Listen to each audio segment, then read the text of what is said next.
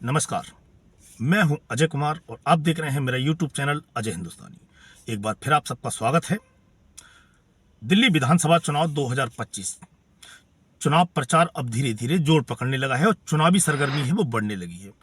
जो राजनीतिक चुनावी पारा है वो अब बढ़ने लगा है और चुनाव प्रचार अब अपने जोरों पे आता जा रहा है धीरे धीरे। कल योगी आदित्यनाथ, उत्तर प्रदेश के यशस्वी मुख्यमंत्री योगी आदित्यनाथ कल दिल्ली में ताबड़तोड़ उन्होंने रैली की है और अरविंद केजरीवाल पर तरह तरह के आरोप लगाए हैं और अरविंद केजरीवाल को चैलेंज भी दिया है। क्या अरविंद केजरीवाल उस चैलेंज को स्वीकार करेंगे, एक्सेप्ट करेंगे योगी आदित्यनाथ के चैलेंज को? तो अब दिल्ली में ऐसा लग रहा है कि भारतीय जनता पार्टी की तरफ से योगी आदित्यनाथ और आम आदमी पार्टी की तरफ से अरविंद केजरीवाल, इन दोनों के बीच में अब जुबानी जंग हो रही है और मुकाबला इन दोनों के बीच में है। योगी आदित्यनाथ वर्सेस आम आदमी पार्टी के अरविंद केजरीवाल। सबसे पहले तो बात करते हैं योगी आदित्यनाथ की। योगी आदित्यनाथ ने अरविंद केजरीवाल और आम आदमी पार्टी की सरकार है या आम आदमी पार्टी को चैलेंज किया है यमुना में डुबकी लगाने का अपने मंत्रिमंडल के साथ। योगी आदित्यनाथ ने कहा था कि भाई मैंने प्रयागराज महाकुंभ में जाके अपने जो मंत्रिमंडल सहयोगी हैं उनके साथ गंगा जी में डुबकी लगाई, स्नान किया। क्या अरविंद केजरीवाल या उनकी पार्टी या जो दिल्ली सरकार है, दिल्ली की मुख्यमंत्री आतिशी सिंह और उनके जो कैबिनेट सहयोगी हैं, वो जाकर यमुना में डुबकी लगाएंगे जैसे मैंने प्रयागराज महाकुंभ में डुबकी लगाई है? मुझे नहीं लगता कि अरविंद केजरीवाल इस या आम आदमी की पार्टी की जो सरकार है वो इस चैलेंज को कबूल करेगी, क्योंकि यमुना की हालत आप सबको पता है कि दिल्ली में यमुना की हालत क्या है। और योगी आदित्यनाथ ने जो चैलेंज दिया है उसके पीछे भी कुछ उनकी सोची समझी रणनीति है, क्योंकि अरविंद केजरीवाल और आम आदमी पार्टी ने 2015 के विधानसभा चुनाव और 2020 के विधानसभा चुनाव में दिल्ली की जनता से ये वादा किया था कि हम यमुना को साफ कर देंगे और इतनी क्लीन कर देंगे कि आप वहां जाके उसका जल हाथ में लेके डायरेक्ट पी सकते हैं। और यमुना के दोनों किनारों को हम टूरिस्ट स्पॉट की तरह विकसित करेंगे। उसके दोनों किनारों को सजाया संवारा जाएगा, डेवलप किया जाएगा, विकसित किया जाएगा और लोग वहां पर आएंगे अपनी फैमिली के साथ और अपने परिवार के साथ पिकनिक मनाने के लिए। और उन्होंने 2020 के चुनाव में ये भी बोला था कि आप मुझे 5 साल का मौका दो और 5 साल में मैं यमुना जी की किस्मत, ये जो साफ सफाई की बात है और जो डेवलप करना है यमुना जी के दोनों किनारों को, वो मैं अगले 5 साल में कर दूंगा। ये बात उन्होंने 2020 में बोली थी और उन्होंने साथ ये भी कहा था कि अगर मैं ये नहीं कर पाया तो आप मुझे वोट मत देना 2025 में। तो इसी को देखते हुए योगी आदित्यनाथ ने अरविंद केजरीवाल को चैलेंज किया है यमुना में डुबकी लगाने के लिए। मुझे नहीं लगता कि अरविंद केजरीवाल इस चैलेंज को, इस चुनौती को स्वीकार करेंगे। फिर अरविंद केजरीवाल ने उत्तर प्रदेश में बिजली को लेकर आरोप लगाए थे कि उत्तर प्रदेश में बिजली के रेट बहुत महंगे हैं और उत्तर प्रदेश में लखनऊ जैसे शहर में 6-6 घंटे 8-8 घंटे के लंबे कट लगते हैं। या फिर दिल्ली से जो सटा हुआ एरिया है उत्तर प्रदेश का, गाजियाबाद या नोएडा, ग्रेटर नोएडा, यहां पर भी 8-8 10-10 घंटे के कट लगते हैं। इसका जवाब उत्तर प्रदेश के मुख्यमंत्री योगी आदित्यनाथ ने केजरीवाल को दिया था। उन्होंने कहा कि एक आम उपभोक्ता के लिए उत्तर प्रदेश में जो बिजली की दरें हैं वो दिल्ली से काफी सस्ती हैं। और उन्होंने ये भी अरविंद केजरीवाल को बताया कि जो एनडीएमसी का एरिया है जहां पर 24 घंटे बिजली आती है वो गृह मंत्रालय और शहरी विकास मंत्रालय के अंतर्गत आता है, जहां पर कट नहीं लगता है, पावर कट जहां नहीं लगता है। और जो बाहरी दिल्ली के एरिया हैं, जो इलाके बाहरी दिल्ली में है या जो दिल्ली देहात है, वहां लंबे लंबे कट लगाए जाते हैं बिजली के और वहां की सड़कों की हालत बहुत खराब है। और योगी आदित्यनाथ ने कहा था कि अगर आपको सड़कें देखनी है तो उत्तर प्रदेश आइए, ग्रेटर नोएडा और नोएडा की सड़कें दिल्ली से बहुत बेटर है।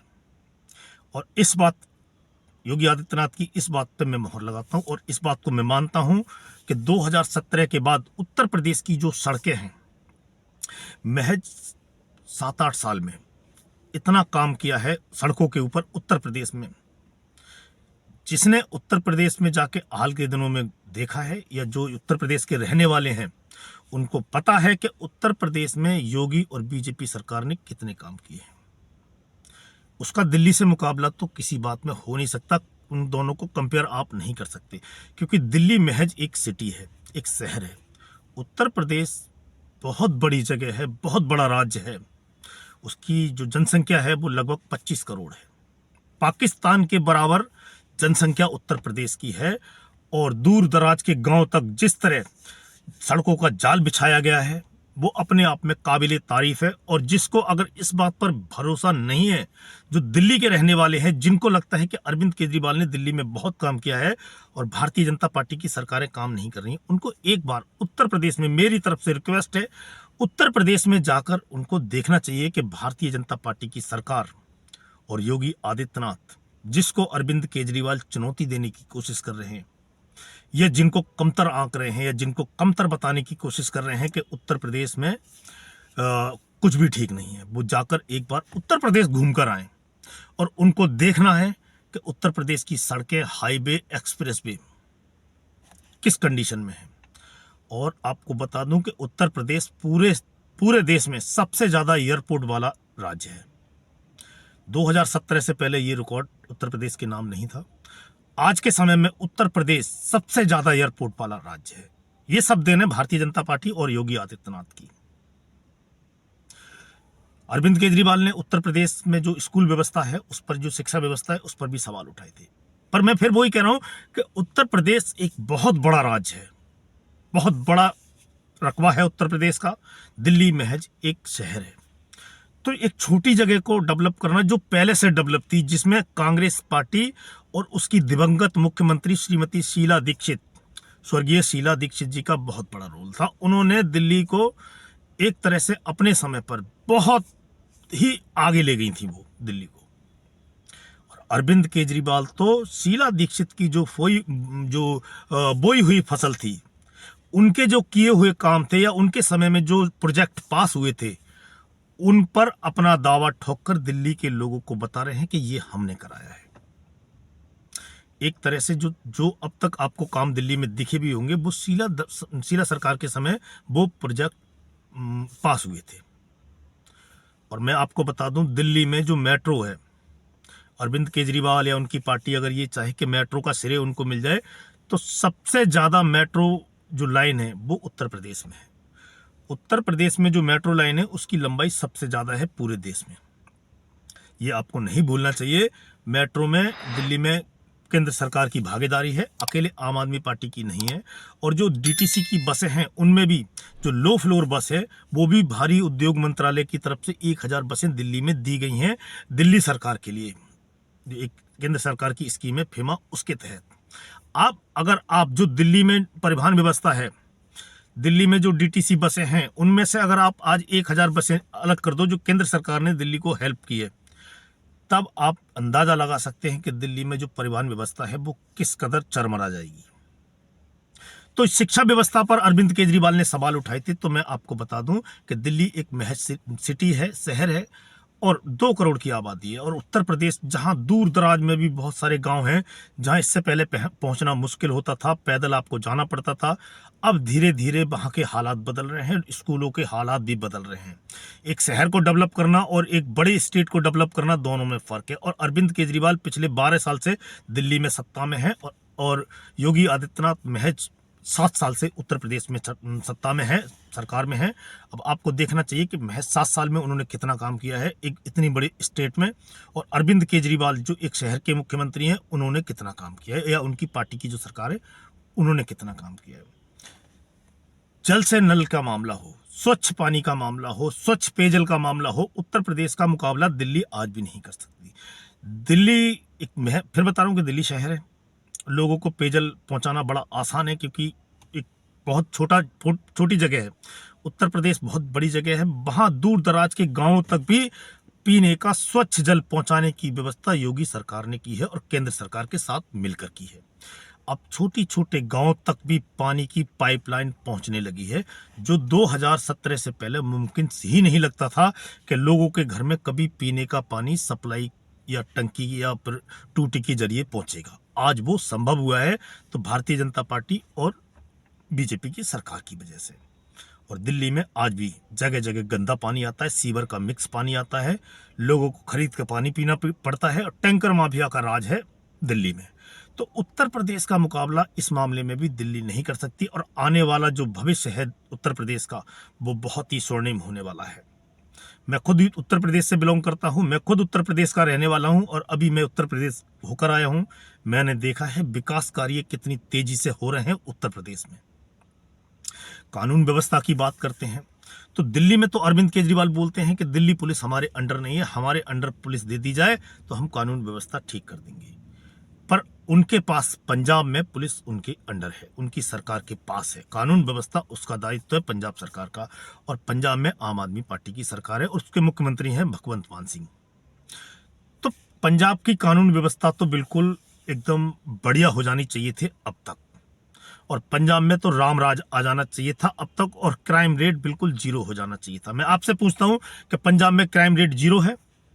इन्होंने बोला था कि सरकार बनने के 100 दिन के बाद पंजाब से हम नशा खत्म कर देंगे और पंजाब को नशा मुक्त कर देंगे। हो पाया है? जहां पुलिस इनके अंडर है वहां तो ये कर नहीं पाए हैं। दिल्ली की पुलिस इनको चाहिए, पर दिल्ली नेशनल कैपिटल है, राष्ट्रीय राजधानी है, यहां पुलिस इनको देना मुनासिब नहीं है और इनको नहीं दी जा सकती। जो भी सरकार यहाँ पर होगी, चाहे वो आज आम आदमी पार्टी की है, कल भारतीय जनता पार्टी की होगी या कांग्रेस की होगी, पुलिस राज्य सरकार को यहाँ पर नहीं दी जा सकती, क्योंकि यहाँ का मामला अलग है। यहाँ बहुत सारे जो एम्बेसी हैं, दूतावास हैं विदेशी सरकार, विदेशों के, विदेशी सरकारों के, और बहुत सारे राष्ट्राध्यक्ष और जो उनके बड़े नेता होते हैं, राष्ट्रपति, प्रधानमंत्री, उनका आना जाना दिल्ली लगा रहता है, तो उनकी सुरक्षा सर्वोपरि है। और यहाँ भारत सरकार पूरे देश को दिल्ली से ही चलाती है, तो दिल्ली सरकार को दिल्ली पुलिस नहीं दी जा सकती। जहां इनको पुलिस दी गई है पंजाब में, वहां का हाल आप सुनिए।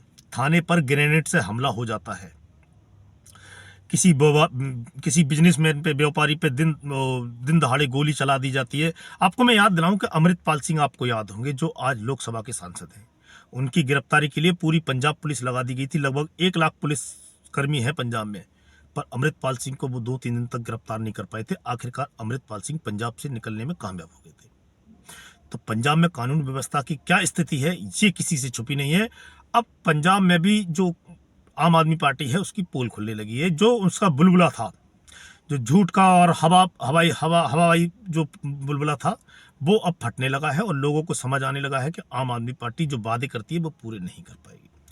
तो अब जो मुकाबला है वो योगी आदित्यनाथ और अरविंद केजरीवाल के बीच में है, और देखते हैं कि अरविंद केजरीवाल योगी आदित्यनाथ का मुकाबला कैसे कर पाते हैं, क्योंकि योगी आदित्यनाथ की छवि और अरविंद केजरीवाल की छवि में जमीन आसमान का अंतर है। आज अरविंद केजरीवाल के ऊपर भ्रष्टाचार और घोटाले के दाग हैं।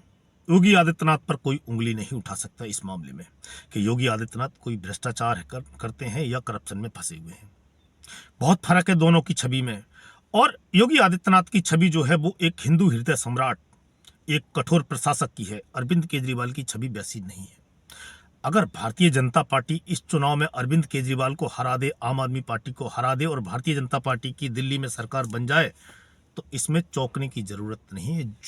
जो माहौल अभी दिख रहा है दिल्ली के अंदर, उसमें भारत के जो प्रधानमंत्री हैं नरेंद्र मोदी, उनके नेतृत्व में भारतीय जनता पार्टी हालांकि चुनाव लड़ रही है, और उसने अपनी पूरी टीम, पूरी ताकत है वो दिल्ली में इस समय झोंकी हुई है। और पूरे चांस हैं, मैं आपको लिख कर देता हूं, पूरे चांस हैं कि अरविंद केजरीवाल इस चुनाव को हारने जा रहे हैं। और अरविंद केजरीवाल और आम आदमी पार्टी दिल्ली का अगर चुनाव हारी तो उसको वापसी करना बहुत मुश्किल होगा पूरे देश में कहीं पर भी, चाहे वो पंजाब हो, चाहे वो दिल्ली हो या कोई और स्टेट हो। तो अरविंद केजरीवाल के चुनाव बहुत मुश्किल होने जा रहे हैं। और योगी आदित्यनाथ जो कल से अपनी दिल्ली में सभाएं कर रहे हैं, प्रचार कर रहे हैं भारतीय जनता पार्टी और उसके उम्मीदवारों का, उनके सामने अरविंद केजरीवाल उनकी चुनौती को कितना स्वीकार कर पाते हैं, कितना उनका मुकाबला कर पाते हैं। क्योंकि पिछला जो रिकॉर्ड है योगी आदित्यनाथ का, चाहे वो महाराष्ट्र हो या फिर हरियाणा हो, चुनाव को पलट दिया है योगी आदित्यनाथ ने अपने दम पर। क्योंकि उनकी लोकप्रियता, मुझे लगता है कि भारत में प्रधानमंत्री नरेंद्र मोदी के बाद सबसे ज्यादा, अगर किसी पॉलिटिकल लीडर की जो लोकप्रियता है और सबसे ज्यादा इसकी डिमांड है और सबसे ज्यादा लोग जिस पर भरोसा करते हैं, वो है योगी आदित्यनाथ। योगी आदित्यनाथ ने उत्तर प्रदेश का, मैंने आपको बताया, नक्शा बदल दिया है। उन्होंने इतना काम हुआ है कि आप विश्वास नहीं करेंगे। आप जाकर एक चक्कर मार कर आए, उत्तर प्रदेश घूम कर आए। उत्तर प्रदेश में देखने के लिए बहुत सारी जगह है। अपनी फैमिली के साथ जाइए, आपको रोड, आपको बाकी सारी चीजें बिल्कुल अच्छी कंडीशन में आपको मिलेंगी, बढ़िया कंडीशन में उत्तर प्रदेश में। दिल्ली में जैसे बुरा हाल अरविंद केजरीवाल की सरकार और आम आदमी पार्टी ने किया है, वैसा उत्तर प्रदेश में नहीं है। 7-8 साल पहले वाला उत्तर प्रदेश और आज के उत्तर प्रदेश में जमीन आसमान का अंतर है। तो देखते हैं अरविंद केजरीवाल अब जो योगी आदित्यनाथ की बाकी जो ताबड़तोड़ रैलियां होंगी और जो उनका चुनाव प्रचार होगा, उसको कैसे झेल पाते हैं और कैसे उसका जवाब देते हैं। मुझे लगता नहीं है कि वो दे पाएंगे और योगी आदित्यनाथ का मुकाबला कर पाएंगे। आज के वीडियो में इतना ही, मिलते हैं आपसे अगले वीडियो में। तब तक के लिए जय हिंद, जय भारत।